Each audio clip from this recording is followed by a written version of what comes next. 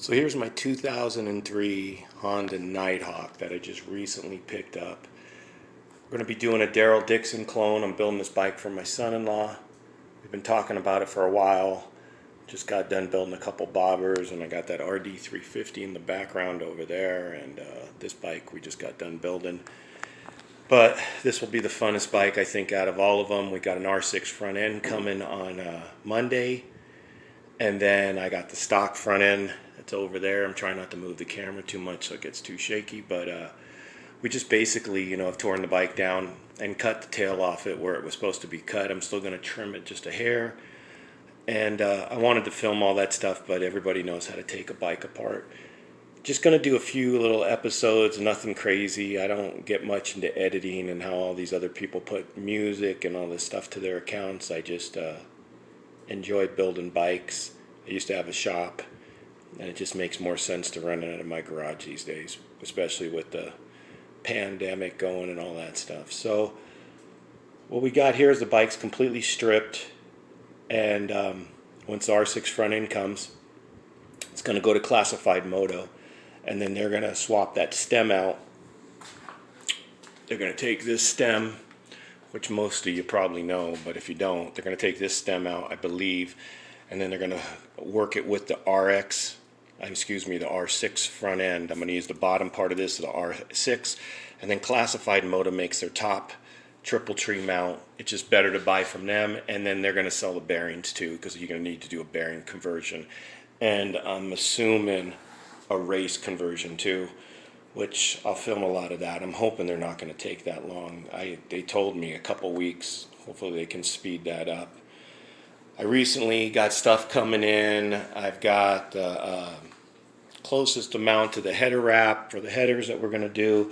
I just purchased this Harbor Freight bandsaw that everybody says is horrible, but it's actually a really good saw. I've used it a few times tonight. It seems accurate, because you're going to have to cut this exhaust, and boy, those cuts are going to have to be balls on accurate. You're going to have to make really straight cuts, about 4 inches up, somewhere about here, and then you're going to cut another 3/4 of an inch out, and then you're going to get that mesh and work with the baffle, and I'm going to film all that stuff.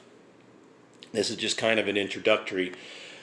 I have the hoops made by Tough Side. It's a local company, but they're on the web, and they make custom seats.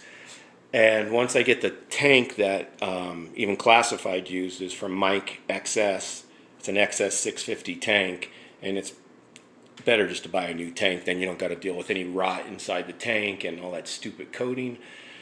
And then you're going to strip the tank, and then you're going to dent it, which is kind of funny, building a brand new old bike, and you're going to put dents in it to make it look right, and then you're going to rust the tank. Once I get the tank back, I'm going to set the tank on. Then that'll decide how long the seat and the hoop's going to be.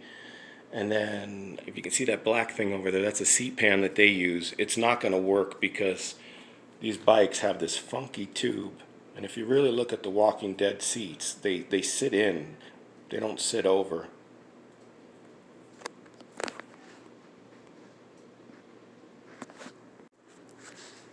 Gotta stop the video for a second. So anyways, I was talking about that this seat goes like this, and the seat sits inside, so you really have to have a custom seat pan made, which I'm going to make one. And then if you look at the bike, it actually bends too in the center. It kicks back automatically. So to do it right, it's a custom seat, and I think this company Tough Side can do it, and I don't think it's going to be that expensive. And the seat, I think certain things of this bike have to be done correct, and then you got a good knockoff. But when you put just a generic seat on the bike, it immediately, if somebody's really looking at the bike, they're going to know. But that's all, everybody to each his own. So I'm going to do videos on a seat pan. I'm going to do videos on the exhaust. This is the rear fender. I've got thicker metal, but I want to see what this looks like when I bend it up.